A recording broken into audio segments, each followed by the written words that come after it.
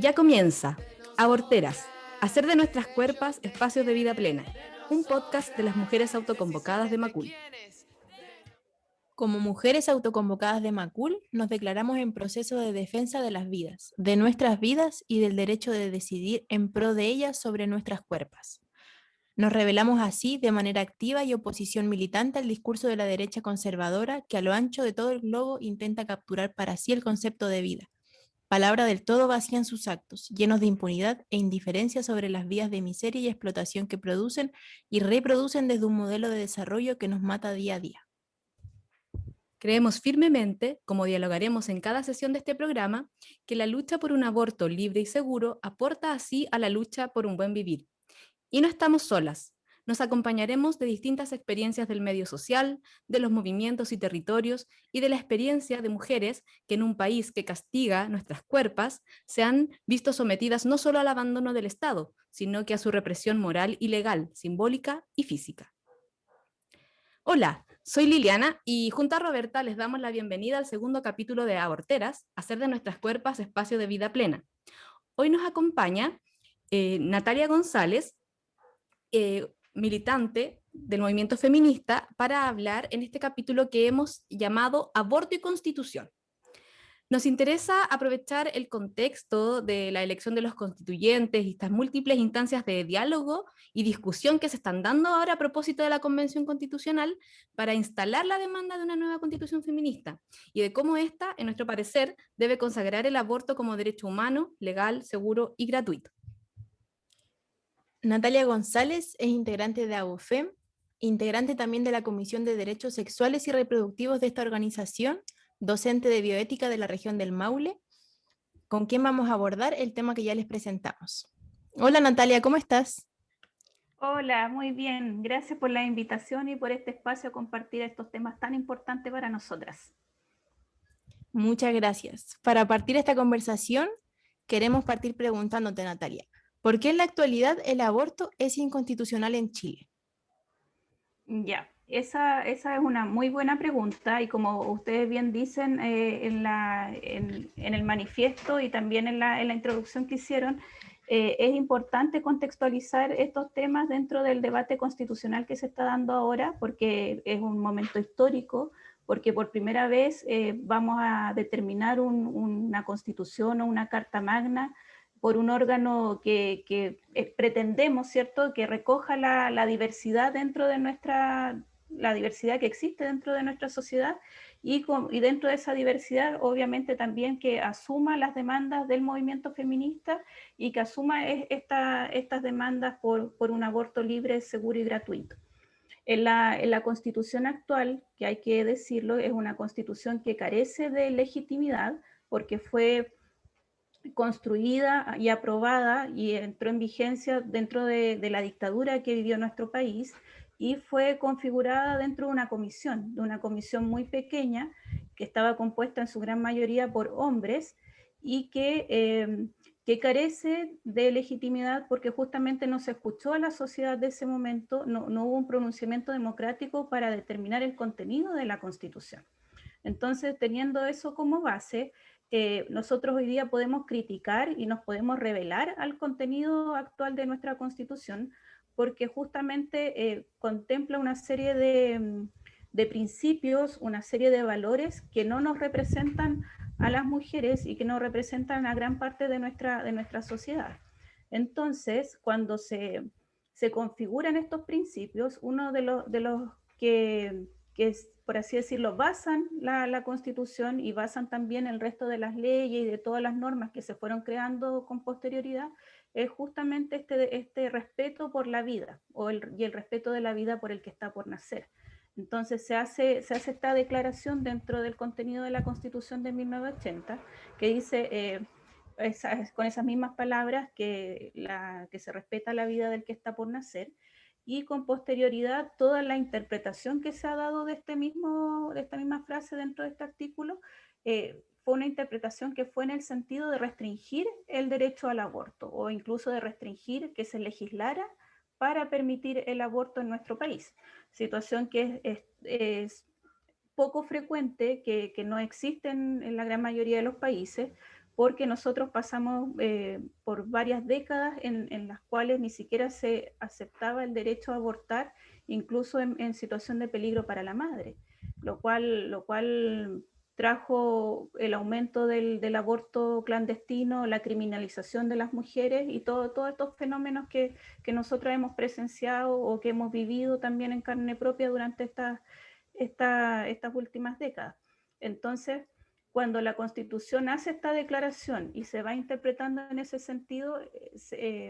teniendo en cuenta que la Constitución es la norma de rango superior, es la norma fundamental del ordenamiento, hace que se inhiba al legislador, es decir, al Parlamento, para que legisle y para que en algún momento se pudiera legalizar el aborto dentro de nuestro país. Hay que tener en cuenta que se presentaron 17 proyectos de ley antes de obtener la despenalización en 3 causales. O sea, fue una ardua lucha que se dio al amparo de la Constitución actual y que por azares y trabajo también del movimiento feminista que consiguió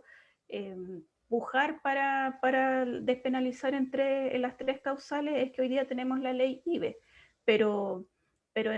en todo ese lapso de tiempo, siempre el Tribunal Constitucional, que es el órgano encargado de interpretar la Constitución, tuvo un pronunciamiento en contra. Siempre las fuerzas más conservadoras del Parlamento declararon que era inconstitucional aceptar una ley que permitiera el aborto, y siempre este impulso de legislar se fue encontrando con esa traba, de que era inconstitucional, justamente por esta situación de que la Constitución es la base del ordenamiento y, también, y a pesar de, o además de ser la base, es la norma de rango superior. Entonces ese fue como el candado que se puso y que inhibió a que se legislara para despenalizar el aborto en nuestro país durante todos estos años.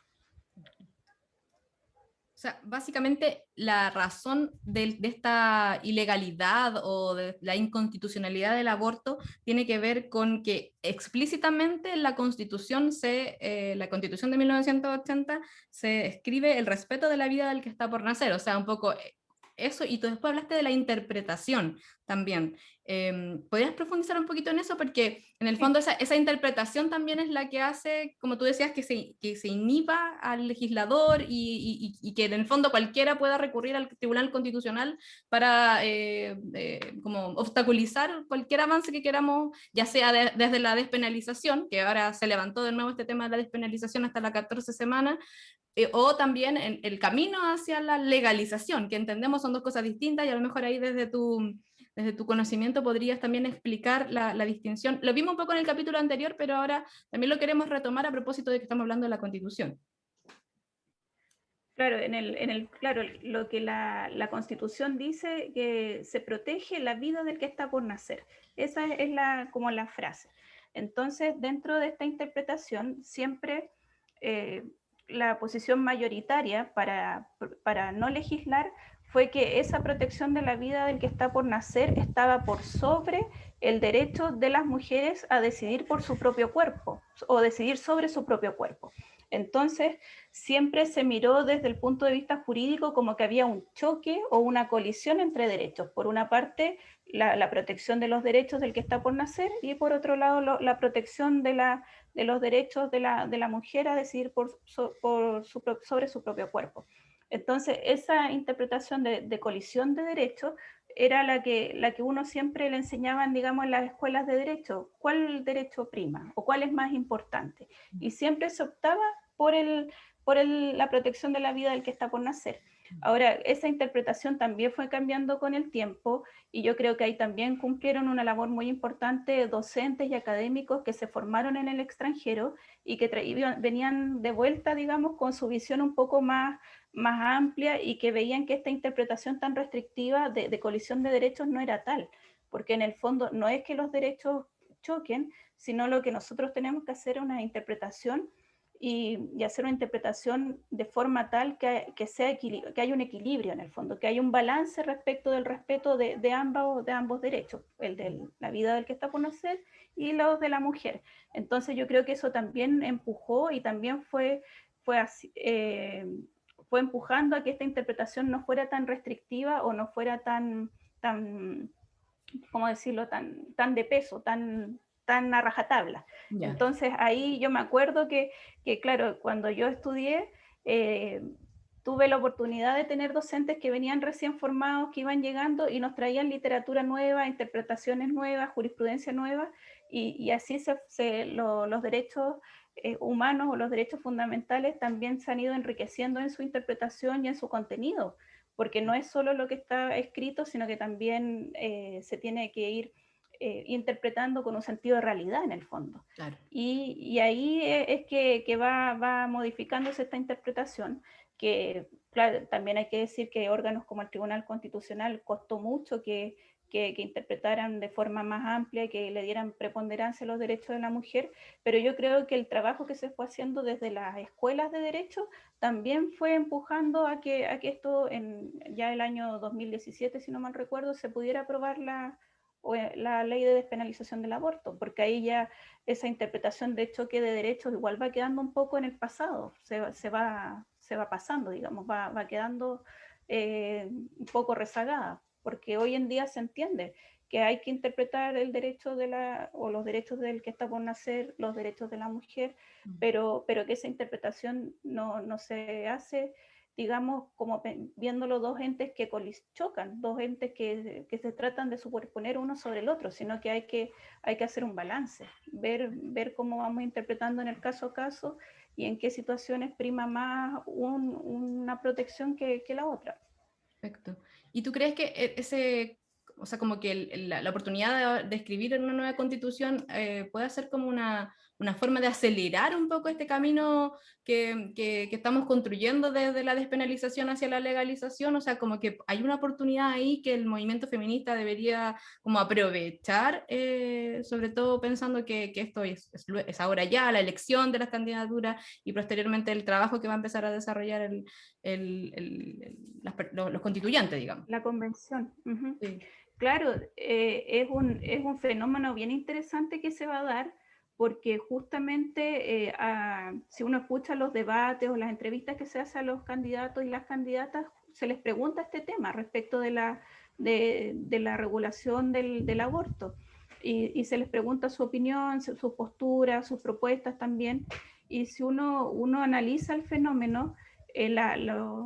hay profesoras de Derecho Constitucional o de Derecho Público como la profesora Yanira Zúñiga, que señalan que este fenómeno de estar legislando para despenalizar el aborto y por otra parte discutiendo acerca del contenido de una constitución, justamente puede empujar o acompañar a que esa despenalización se dé más prontamente, porque también es como un signo en el fondo de cuáles son las demandas que tiene la sociedad actual, porque si tú le preguntas seguramente a las candidaturas feministas, una de las banderas de lucha tiene que ver con la protección de los derechos sexuales y reproductivos de la mujer. Y al menos en la región en la cual estoy yo, en el distrito, hay varias candidatas feministas y todas ponen eso dentro de sus propuestas. Y ellas representan a un sector bastante numeroso dentro del distrito en el cual yo habito. Entonces, yo creo que los y las legisladoras van a tomar nota de que esta es una demanda que se está dando hoy día o se está debatiendo a nivel constitucional, pero también es una señal para ellos y ellas de que tienen que también empujar y avanzar en la discusión legislativa, porque en el fondo la ley también es un reflejo también debiera ser un reflejo de la sociedad actual. Hoy día que nos quedemos solo en las 3 causales, ha quedado demostrado que nos quedamos cortas y incluso hoy día apareció la noticia de la multa de los 66 millones por el tema de los anticonceptivos y es una realidad, o sea, la norma tiene que también seguir a la realidad, no puede estar desconectada. Entonces yo creo que se va a dar ese fenómeno de discusiones paralelas, pero que sin embargo no están desconectadas, sino que se van acompañando. Perfecto. Natalia, muy interesante los puntos que nos estás exponiendo. Para amenizar este podcast, queremos escuchar una canción entre medio de esta conversación y las preguntas. Así que ahora vamos a escuchar la canción Este cuerpo es mío de Rebeca Lane, para que la disfrutemos.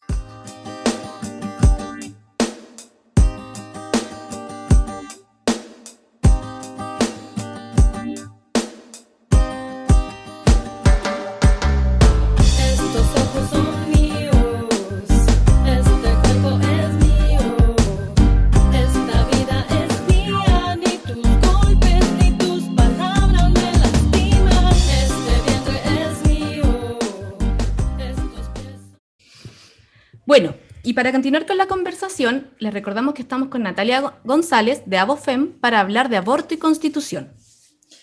Natalia, nos contaste un poquito el tema de la interpretación que se da del tema del aborto en la Constitución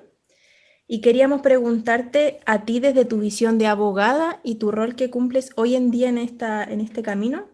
Queríamos preguntarte, ¿cómo garantizar el derecho a decidir sobre nuestros cuerpos en la nueva Constitución?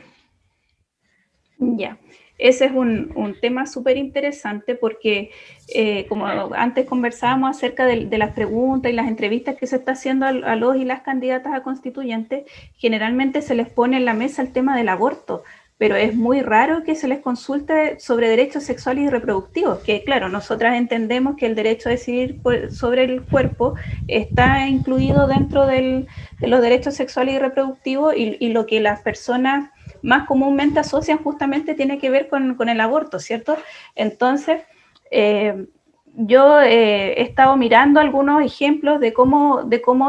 otros países han abordado el tema y efectivamente no existen declaraciones, por así decirlo, con todas sus letras de que se acepte el aborto dentro de la Constitución, porque como conversábamos antes, las constituciones lo que generalmente es entregar un marco o entregar principios generales, directrices, o como podríamos decir en palabras más simples, en el fondo como que nos entregan un rayado de cancha respecto de cómo se va a ir generando el ordenamiento y las instituciones en el futuro. Entonces, generalmente lo que hacen las constituciones es establecer que se le asegura a hombres y también a mujeres una vida sin violencia. Por ejemplo, esa forma de redactarlo yo lo vi en varios ejemplos. También otras hacen alusión a que el Estado se compromete o asegura a las mujeres la eliminación de cualquier tipo de discriminación, en este caso obviamente por temas de género, pero también ahí se ponen otros casos como pueden ser las etnias, la raza, la religión, etc. Entonces yo creo que para poder ir avanzando, digamos, hacia que exista un aborto libre y seguro y gratuito en nuestro país, seguramente lo que va a hacer la Constitución es entregarnos una redacción o unos principios que nos empujen, digamos, y que empujen también al Estado a asegurar a las mujeres una vida libre de violencia y también libres de discriminación, porque justamente ahí dentro de esa directriz nosotros vamos a poder incluir, por ejemplo, el acceso a la salud, los derechos sexuales y reproductivos, y como de la mano, ahí va a llegar el momento en que también se interprete todo esto de forma armónica, por así decirlo, y que entendamos que junto de la mano también con una legislación se permite el aborto libre, gratuito y seguro dentro de seguramente de las primeras semanas de gestación. Entonces ahí yo creo que no vamos a encontrar una frase o una oración o una prescripción en ese sentido de se legaliza el aborto, por ejemplo, o se despenaliza el aborto, sino que vamos a partir por lo más general para que después toda esta interpretación y esta aplicación armónica nos lleve a que en algún momento tengamos asegurado este derecho. Natalia, me surge la duda, por ejemplo, que si quedaran consignadas, esta es una duda súper ingenua por nunca haber escrito una constitución en mi vida, pero antes hablaste de que había esta contraposición de derechos, ocurrió en la Constitución de 1980 y costaba mucho hacer las interpretaciones, o la interpretación que siempre primaba era la del proteger la vida del que está por nacer. Si en la Constitución quedaran ambos derechos, o sea, todos estos derechos como instalados, ¿se podría dar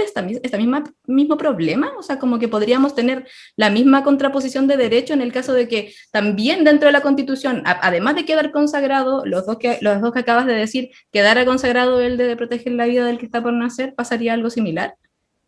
Es que yo ahí siento desde el punto de vista más profesional que a veces cuando se interpretan las normas constitucionales se dejan de lado la jurisprudencia por ejemplo, de tribunales internacionales que rigen también, que en este caso estoy hablando de la Corte Interamericana de Derechos Humanos, porque la Corte Interamericana de Derechos Humanos emitió una sentencia hace ya varios años, en un caso que fue muy conocido, que es el caso Artavia Murillo contra el Estado de Costa Rica, y porque voy a contar más o menos la historia para que las personas se lo imaginen. Este era un matrimonio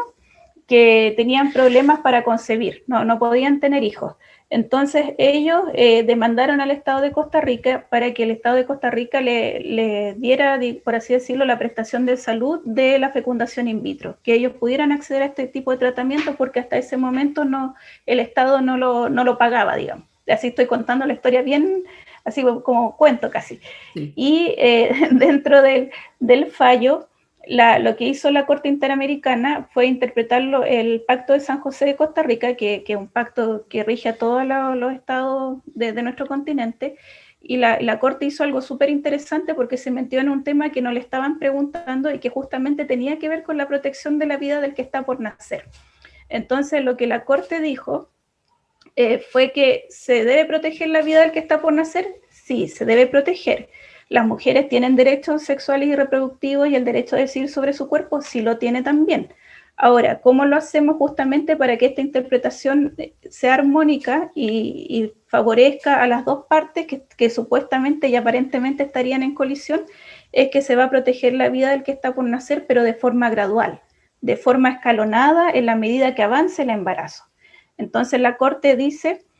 no es lo mismo proteger un embrión de unas pocas semanas que, por ejemplo, proteger un feto que está de término, por ejemplo, de 38 semanas. Entonces, las legislaciones se tienen que adaptar para permitir el desarrollo de la mujer, proteger la vida del que está por nacer, pero que esta protección sea escalonada en el tiempo, a medida que va avanzando el embarazo.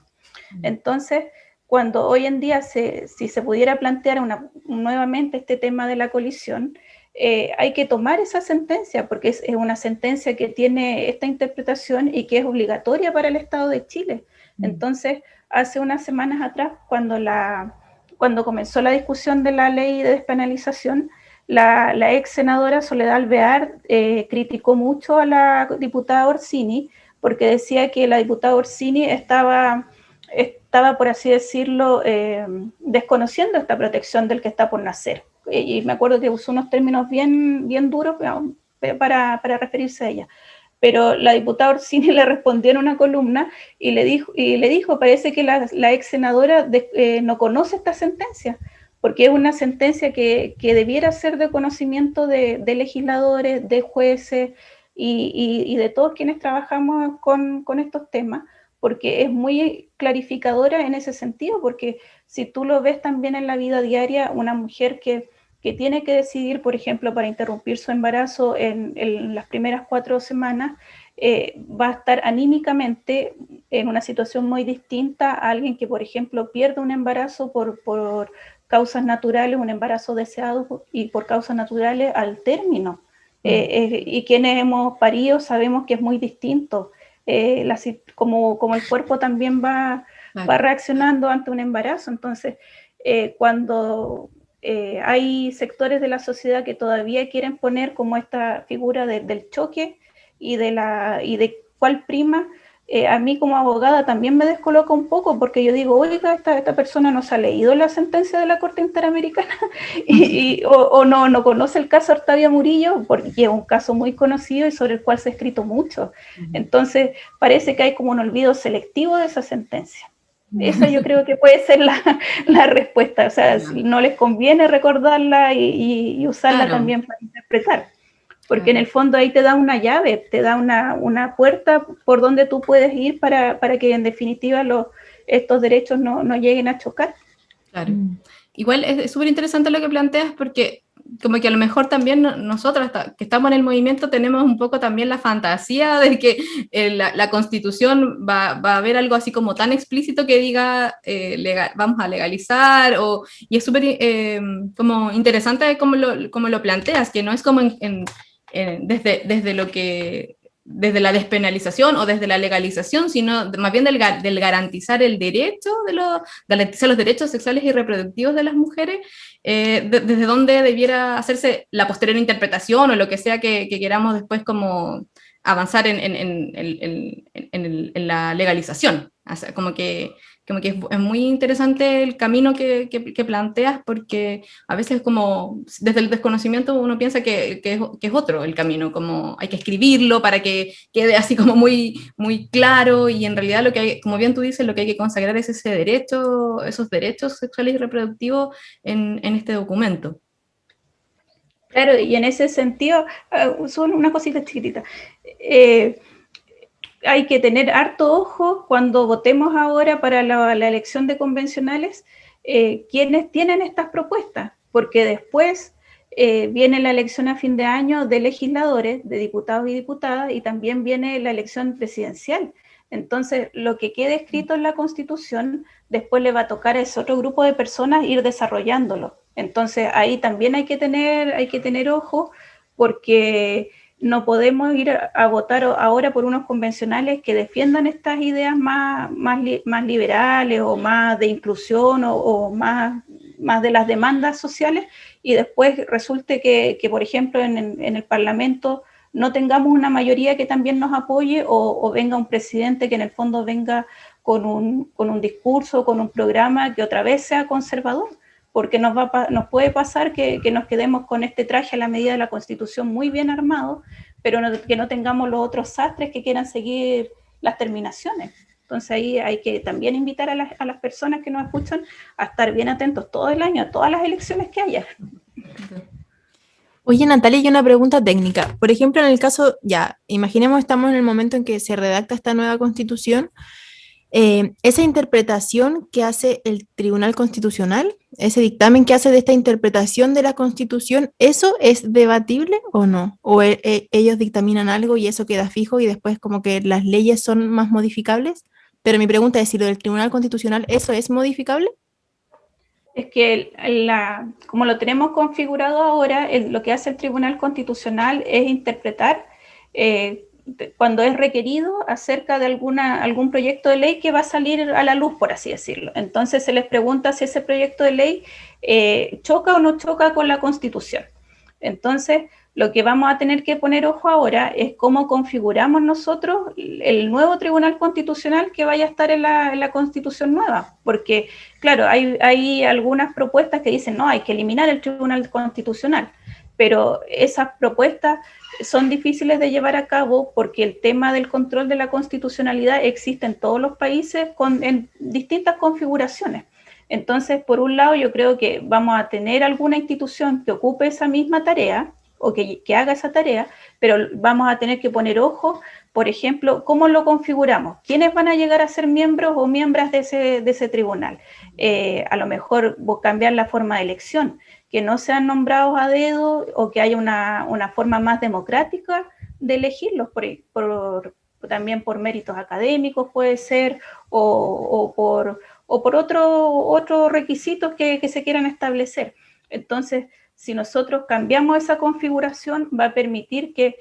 las interpretaciones que se hagan sean interpretaciones que no produzcan esta especie de candado que hemos visto hasta ahora. Entonces, y ese yo creo que es como la clave. Las sentencias del Tribunal Constitucional en el fondo nos dicen o interpretan las normas que van a ver la luz y la interpretan de acuerdo a la Constitución. Entonces seguramente vamos a tener una Constitución nueva y esperemos que de ahí en adelante las normas también se acomoden a esa Constitución, pero que quienes hagan esa pega, digamos, también nosotros tengamos algo que decir de cómo se eligen o cuáles son sus funciones, tal vez que no sean funciones tan amplias como las que tienen hoy en día. Entonces ahí tenemos otra tarea, si el proceso constituyente nos va a llenar de tareas a nosotras, así muchas cosas de qué estar preocupadas. A estar más pendientes que nunca. Sí, mucha pena. Sí. Natalia, agradecemos enormemente tu participación en el programa y también agradecemos el aporte que haces desde tu trinchera en el movimiento feminista, desde ABOFEM. ¿Quisieras como dar algunos últimos pensamientos de cómo deberíamos seguir el camino hacia la legalización del aborto en Chile, aborto legal, seguro y gratuito para las mujeres, como unos últimos pensamientos que nos quieras compartir? Sí, yo creo que se nos viene un camino que no va a ser fácil, va a ser un camino arduo, porque también hay que tener en cuenta que así como el movimiento feminista va o empuja a la legalización del aborto o la despenalización en las primeras semanas, también hay otro grupo más conservador que también tiene fuerza, que también hace lobby, que también tiene influencias dentro del Parlamento actual. Entonces ahí se nos viene esa tarea de seguir pendientes, de seguir informándonos, también de seguir difundiendo estos temas, y que ahí yo la felicito porque igual es muy importante que se hable del tema, porque muchas veces las opiniones en contra hacia la despenalización tienen que ver con el desconocimiento y con ciertas creencias que están muy arraigadas en las personas, en las mujeres, porque justamente no existe tampoco la inquietud desde el Estado de informarnos, de formarnos, de instruirnos sobre estos temas, que cuando uno lo conversa así abiertamente con una audiencia, siempre surgen dudas, surgen preguntas, y que una desde sus conocimientos también puede ir ayudando y aportando para facilitar la discusión. En el fondo, lo peor que nos puede pasar es guardar silencio sobre el tema. Y yo creo que esa es nuestra tarea, seguir informando a través de las redes sociales, lo que conversamos un poquito antes de entrar al podcast, de hacer lámina, de video a través de las redes sociales, que hoy día es lo que nos permite la pandemia, pero siempre seguir informadas y organizadas, porque en el fondo es lo que nos ha mantenido unidas a las feministas hasta ahora. Bueno, y el aporte que hacen ustedes como abogadas feministas es fundamental igual, porque todas estamos pendientes y queremos participar en este proceso constituyente, pero igual hay mucho lenguaje técnico y mucha información que es importante estar como al día de esa información para poder estar presentes ahí realmente. Bueno, Natalia, con esto vamos cerrando este capítulo. A ti y a todos los que nos están escuchando, les queremos dejar invitadas para el próximo capítulo de Aborteras, a hacer de nuestras cuerpas espacio de vida plena.